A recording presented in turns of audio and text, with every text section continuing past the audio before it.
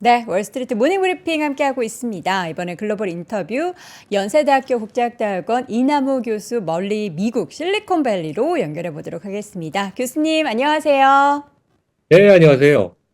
네, 반갑습니다. 교수님, 지금 어떻게 미국은 많이 덥습니까? 어제도 한국에 폭염이 날렸는데 미국도 그렇게 덥다고 뉴스에서만 보는데 실제로 어떠세요? 제가 지금 그 실리콘밸리에 이제 에어비앤비에 있는데요. 여기 이제 도시가 마운틴 뷰, 그 팔로알토의 그 접경 지역이에요. 그러니까 실리콘밸리 한 중간쯤 되는데, 여기는 지금 낮이니까 지금 낮 2시 40분입니다. 그래서 기온이 올라갔어요. 27도인데, 아침하고 저녁에는 또 기온이 떨어져서 한 14도까지 떨어집니다. 산책하기 좋은. 그래서 서울 지금 엄청 무덥다고 제가 알고 있는데, 저도 뭐 여기 도착한 지 2, 3일밖에 안 됐지만, 여기는 그래도 뭐 지낼만 하다. 그렇게 말씀드리겠습니다. 네. 자, 오늘 내용을 좀 보도록 하겠습니다. 일단 밤사이에 시장이 그 전날에는 엄청나게 화나면서 오르고 또 바로 이렇게 하락하는 게 이게 미국 시장의 뭐 고질적인 특징이라고 봐도 되는 거예요?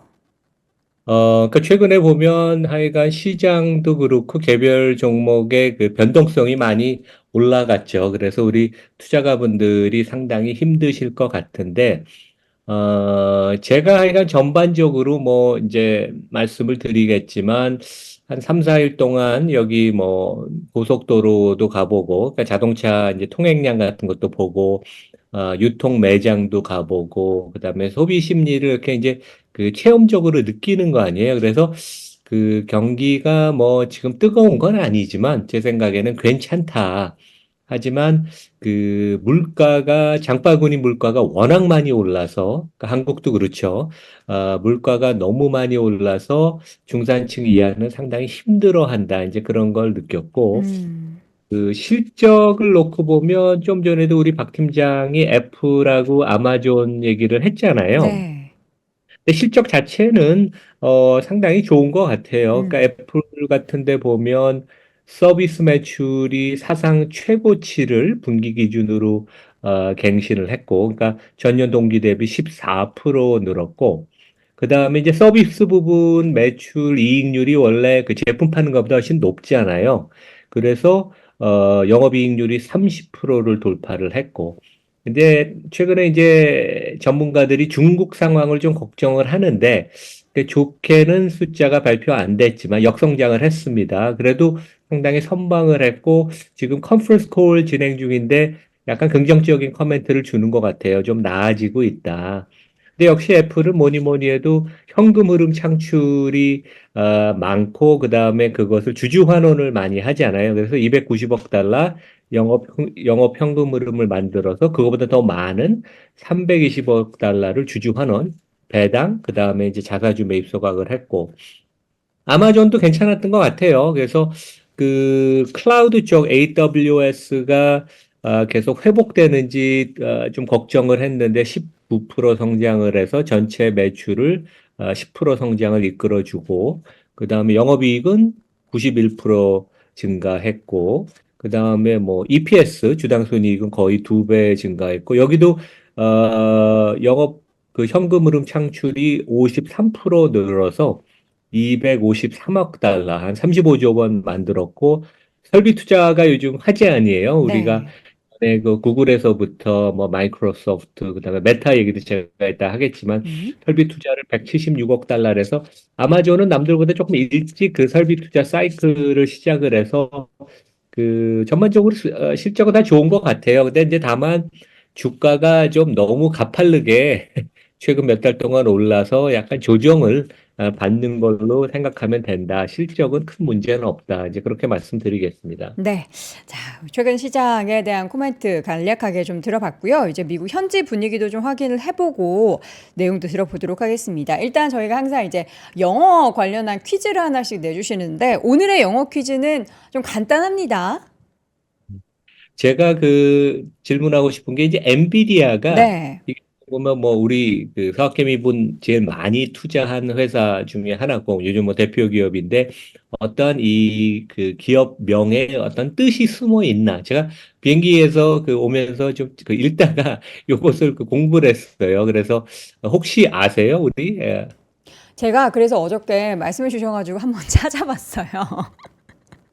찾아봤는데 요게 이제 MV가 그 갑자기 까먹었다. 뭐 뉴 죄송합니다. 생각이 안 나요. 뉴 뭔가 새로운 다음 단계 뭐 넥스트 뭐였던 것 같고 이 비디아가 MB의 그 어디 다른 나라 말이라서 요거를 이제 해석하면은 이제 엔비디아가 지금 사업하고 있는 것처럼 새로운 이제 다음 단계의 뭔가 비전을 제시하고 그리고 넥스트 비전이군요. 그리고 새로운 뭔가 맞아요. 기술을 선보이겠다. 뭐 이런 뜻이라고 제가 공부했는데 맞습니까?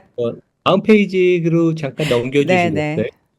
그 93년, 그러니까 이제 한 40년 전에 이제 엔비디아가 그 창업이 됐고 설립 2년 차에 첫 그 엔비디아 반도체 제품이 여기 보시면 나오는 거예요. NV1. 이게 이제 Next Vision의 약자이고 이제 상업적으로 이 첫 번째 제품은 실패했다고 하더라고요. 음. 근데 일본 그 콘솔 게임 업체 중에 이제 큰 그 대가인 그 세가와 이제 같이 일할 그런 기회가 돼서 이제 그걸 발판으로 엔비디아가 이제 성장을 했고 이 NV의 의미는 쉽게 영어로 얘기하면 envy가 원래 남들이 부러워하는, 질투하는 그런 거 아니에요. 그래서 이제 네네. envy가 그런 의미도 되는데, 엔비디아는 next vision의 envy와 인비디아가 라틴어로 부러움이라는 말입니다. 그래서 이 두 가가 이제 결합된, 그러니까 미래의 비전을 갖고 남들이 부러워할 회사를 만들자. 그래서 황 CEO와 그 두 명의, 그러니까 총 세 명의 CEO가 이제 공동 창업을 했거든요. 애플도 원래 처음에 세 명이 창업을 했는데, 그래서 이제 엔비디아가 이런 의미가 있다. 이제 그런 말씀을 드리겠습니다. 네. 자, 엔비디아에 대한 이야기를 나눠봤습니다. 최근에 뭐, 근데 엔비디아뿐만 아니라 오늘 본장에서도 하락했고 애프터마켓에서도 일부 반도체 종목들은 좀 큰 폭으로 하락을 하고 있기 때문에 과연 뭐가 문제일까에 대해서 자꾸만 고민을 하게 만드는데 일단 지금 계신 곳이 그 빅테크 그리고 테크 기업들의 뭔가 본진이라고 할 수 있는 실리콘밸리잖아요. 그렇죠? 네, 그 주변에 지금 웬만한 기업들 다 있네요, 여기. 여기 그 지도 다음 네, 페이지에 주시면 여기 샌프란시스코 만에서부터 밑에 그 로스가토스까지 한 100km가 넘어요.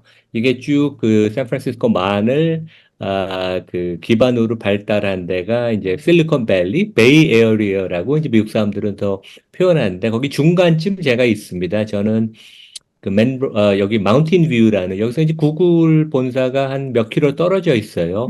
여기 있고, 이 북쪽으로 좀 올라가면, 이제 스탠퍼드 대학이 어떻게 보면 산학협력의 실리콘밸리의 메카 아니에요. 그래서 이제 팔로알토라는 데 스탠퍼드가 있고, 그 테슬라의 소프트웨어 본부, AI 자율주행 그 연구 조직이 있고요.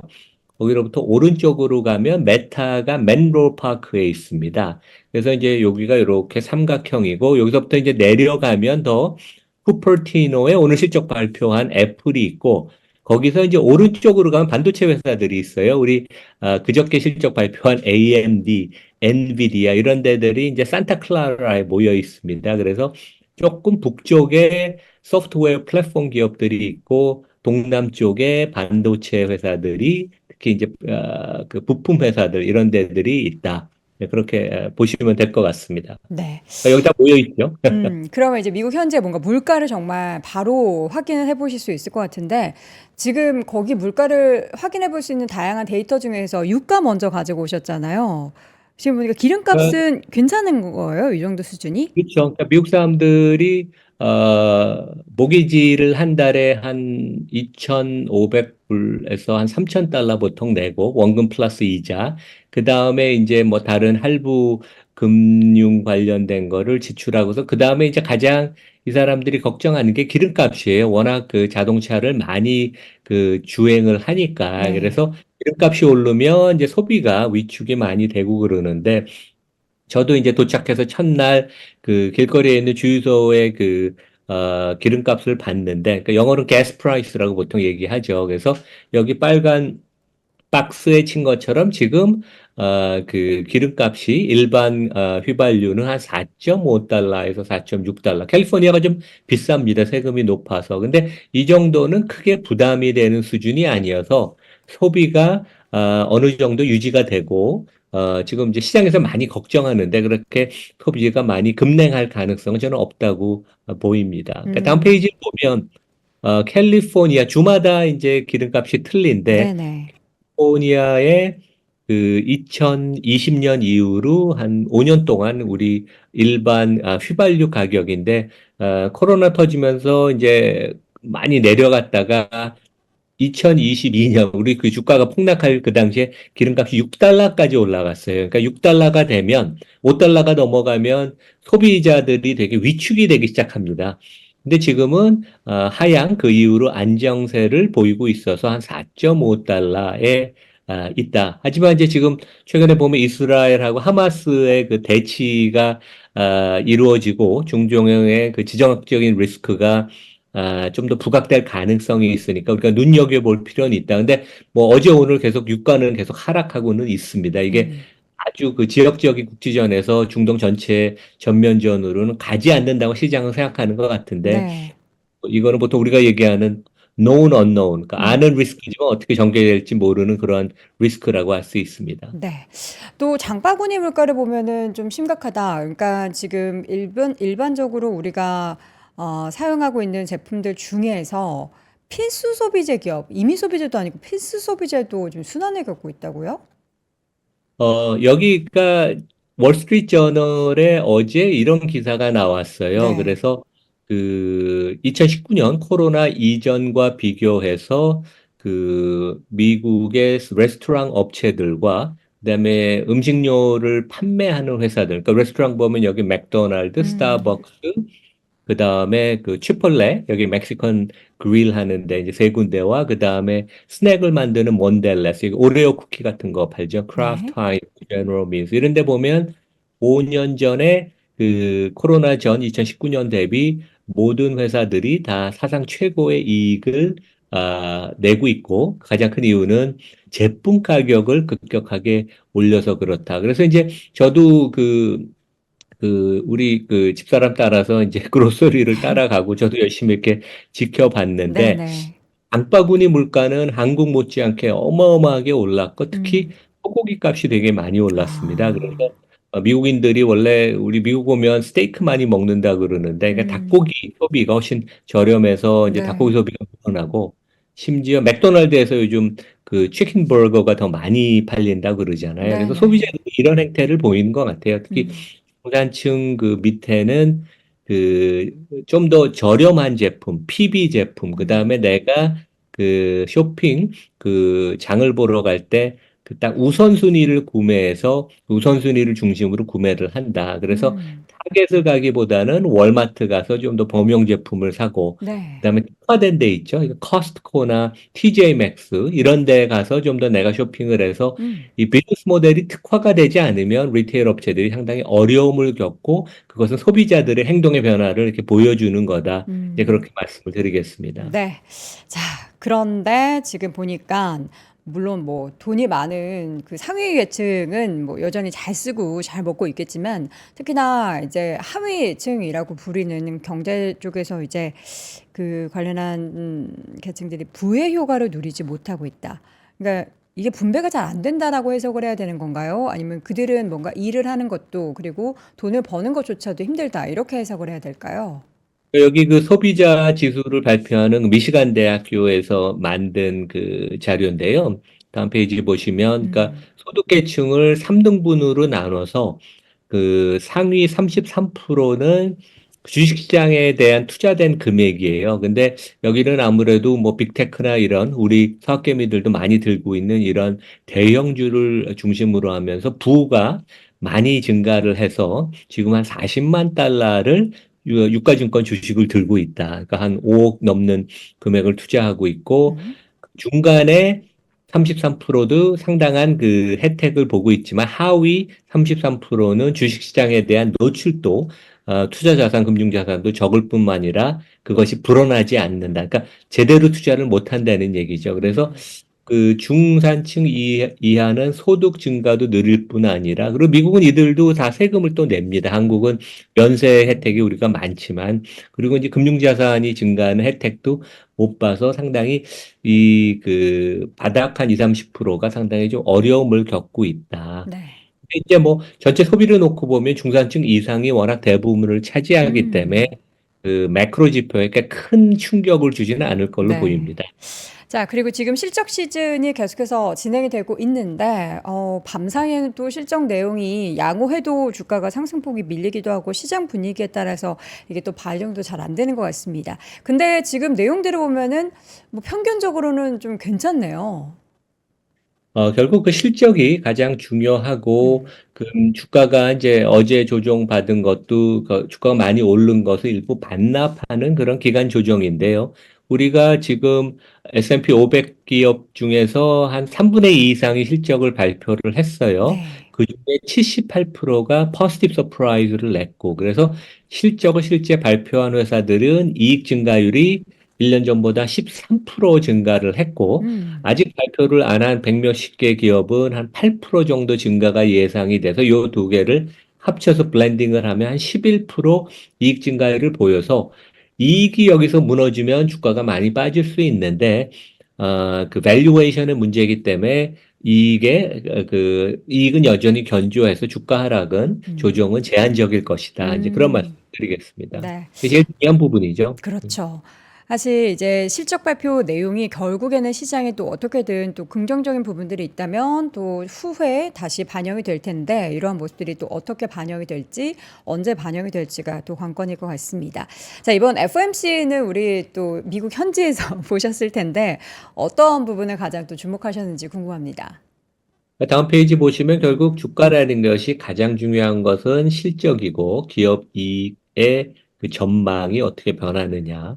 그 다음에 이제 다른 것이 밸류에이션과 관련돼서 이제 금리인데, 이제 금리의 시장 금리를 가장 큰 영향을 주는 게 이제 정책 금리죠. 그래서 이제 연준이 실제 이 경기가 조금 둔화되는 것을 미리 알고 있었을 거예요. 그래서 실제 여기 보면 이제 파우엘 의장이 그 주초에 얘기할 때, 그 어떻게 보면 빠르게 보면 9월에도 우리가 그 기준금리를 손을 댈 수 있다. 그리고 real discussion, 진짜 진정 아주 그 제대로 토론을 연준 위원회에서 했다. 이제 그런 얘기를 했고, 다만 이제 그 단서를 달았죠. 뭐 데이터가 그 연준이 보는 그 조건에 부합해서 앞으로 이제 9월까지 이제 그런 얘기를 했고, 근데 이제 시장은 이렇게 해석을 하는 것 같아요. 그래서 앞으로 한 두 달 동안 뭐 드라마틱한 큰 변화가 매크로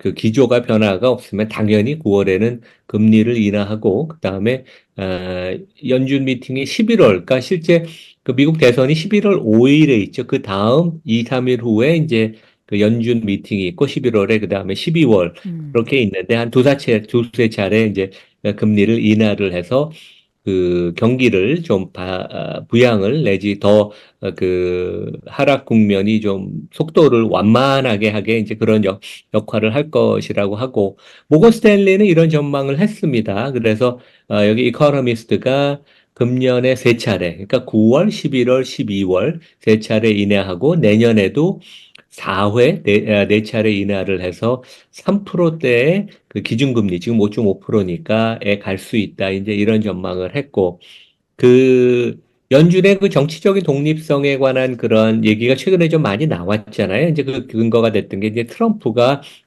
그 대선 전에 절대로 금리를 내리지 말라고 파월한테 경고를 했고, 그렇게 한다면 내가 당선이 된다면 파월을 임기 전이라도 해임하겠다 그렇게 얘기했는데, 실제 그 연준이라는 것은 되게 정치적으로 독립이 그 법적으로 보장이 돼 있고, 그 파월도 이런 얘기를 했어요. 그래서 우리는 어떠한 특정 정당이나 특정 정치인, 특정 정치적인 결과를 유도하는 그러한 그 금리 세팅을 안 하고 우리는 순수하게 데이터에 의해서 객관적으로 독립적으로 그 결정을 한다. 그래서 그 연준이 상당히 독립적으로 활동을 할 것을 다시 강조를 했고, 그것은 어떻게 보면 그 트럼프가 협박을 해도 9월에 금리 인하를 단행을 할 것이다. 이제 그것을 암시하는 그런 시그널이라고 이제 우리가 생각하면 될 것 같습니다. 네.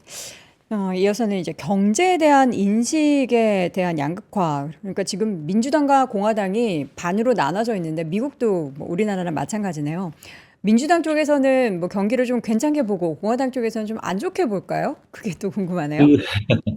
그 이제 미국은 학생 때일 때부터도 중학교 이럴 때부터도 그 토론 그 클럽이 동아리가 있어서 뭐 공화당 클럽 그다음에 민주당 클럽 그래서 어렸을 때부터 아니면 집안의 분위기에 따라서 자기가 이제 성향이 보수적이냐 개혁적이냐 진보적이냐 이렇게 나눠지거든요.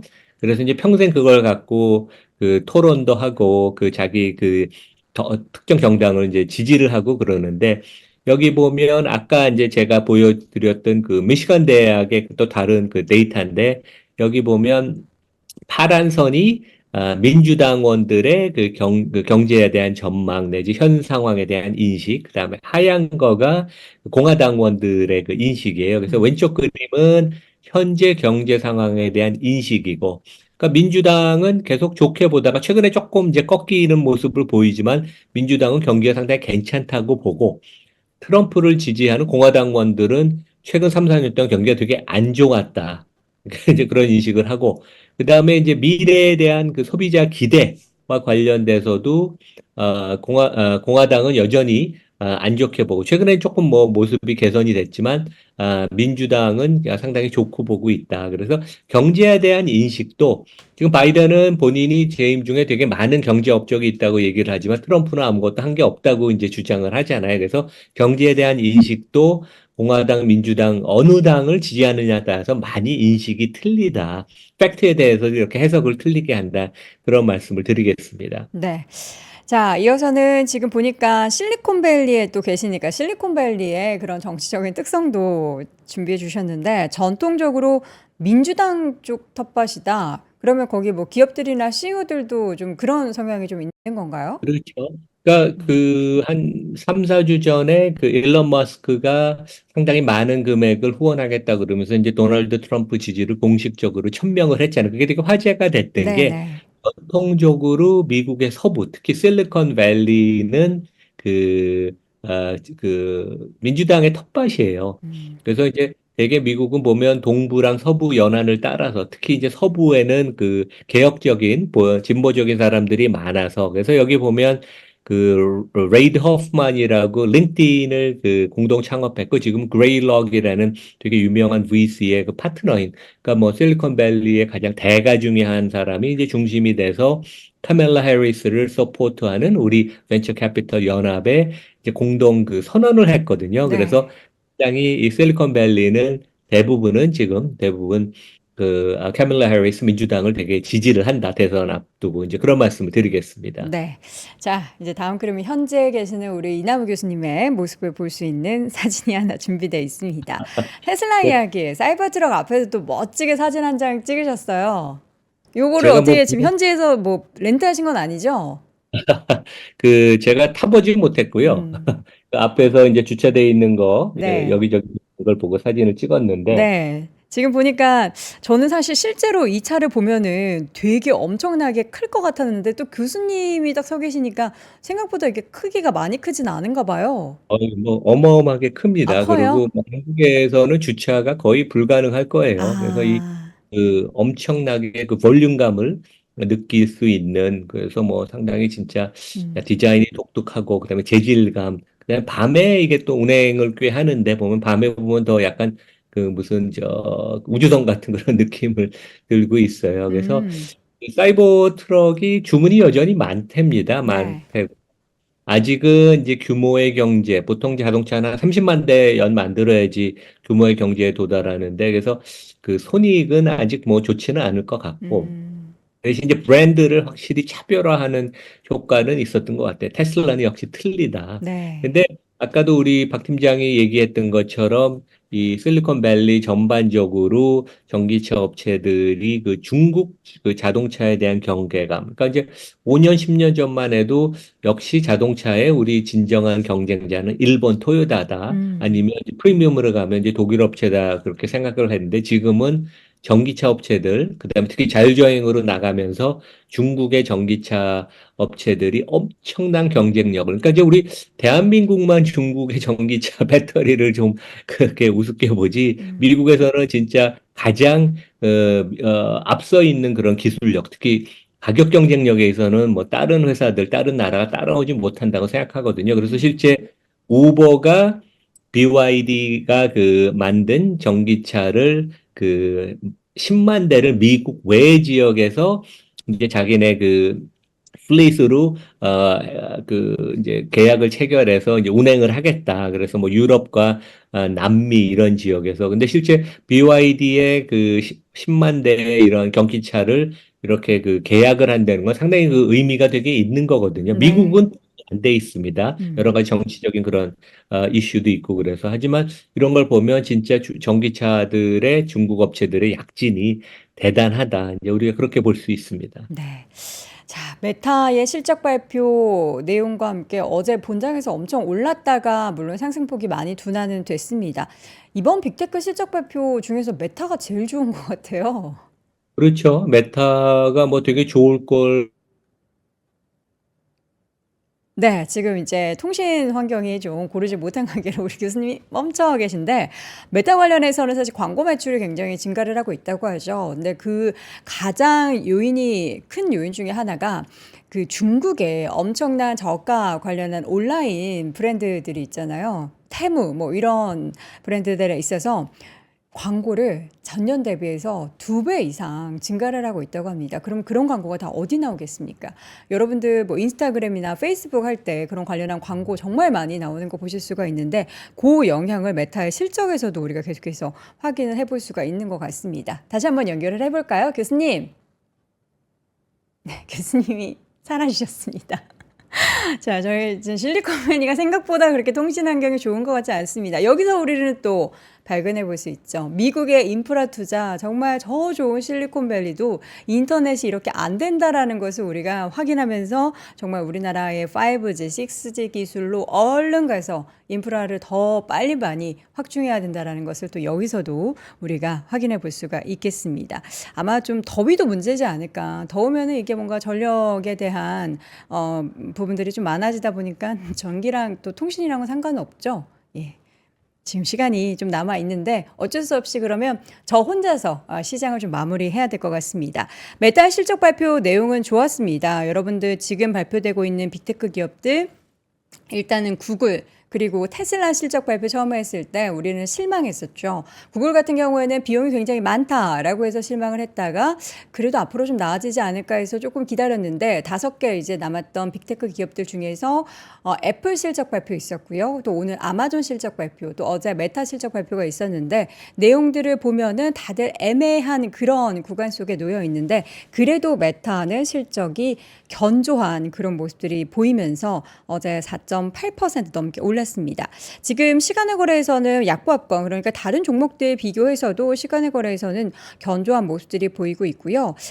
종목 가운데 이제 반도체 기업들의 실적 발표 물론 이제 엔비디아가 가장 중요한 역할을 하겠지만 어제 퀄컴 그리고 암홀딩스 실적 발표 그리고 오늘 밤사이에는 또 인텔의 실적 발표가 있었는데 실적 발표 이후에 주가가 많이 밀렸습니다. 다시 연결됐다고 하니까 인사하면서 마무리하면 좋을 것 같습니다. 교수님. 네, 여기 네. 뭐 미국이 전력 공급이 안정적이지 않는 것 네, 네, 같습니다. 교수님. 그래서 네, 진짜 마지막 말씀해 컴퓨터가 주시죠. 다운이 됐다가 다시 들어왔어요. 근데 뭐 저 네. 대신 잘 마무리해 주신 것 같네요. 네. 자, 그래서 어쨌든 지금 M7 종목 가운데서 메타가 제일 나중에 성적표를 뜯어보면은 뭐 알겠지만 교수님도 뭐 A 플러스 뭐 이런 거 주시잖아요. 그런 점에 있어서 메타 혼자 A뿔을 받을 것 같아요. 그러니까 메타가 대단한 게 2022년 제일 어려울 때 대비 1인당 생산성, 그러니까 1인당 매출액으로 보면 51% 증가했다 그럽니다. 네. 그러니까 매출액은 엄청 증가했고 종업원들 그 직원 수는 한 20% 이상 줄였는데 최근에도 여전히 고용을 안 늘리고 있거든요. 그러니까 음. 지금 실리콘밸리들의 그 특징이 되게 아주 타이트하게 경영을 하고 있다. 매출은 사상 최고치를 경신하고 있는데도 그다음에 현금 흐름이 엄청 좋습니다. 영업이익률이 본업 그러니까 메타버스를 빼면 50%의 영업이익률을 달성을 했죠. 예. 네. 알겠습니다. 자, 이렇게 해서 오늘, 우리 또 이게 통신인지 전력인지는 알 수 없지만 우리 시장에 뭔가 여기에 또 시그널이 될 수도 있을 거란 생각이 좀 예, 듭니다. 미국의 인프라가 이렇습니다. 자, 미국 인프라 사정까지 또 전달해 주신 우리 연세대학교 국제학대학교 이남우 교수님은 이만 보내드리도록 하겠고요. 다음 주에 뵙겠습니다. 고맙습니다. 네, 감사합니다. 박근영, 이선영, 사경인, 염승환 투자 마스터들의 세심한 케어로 건강한 투자 습관을 만드세요. 3프로 멤버십 3프로 앱에서 확인하세요.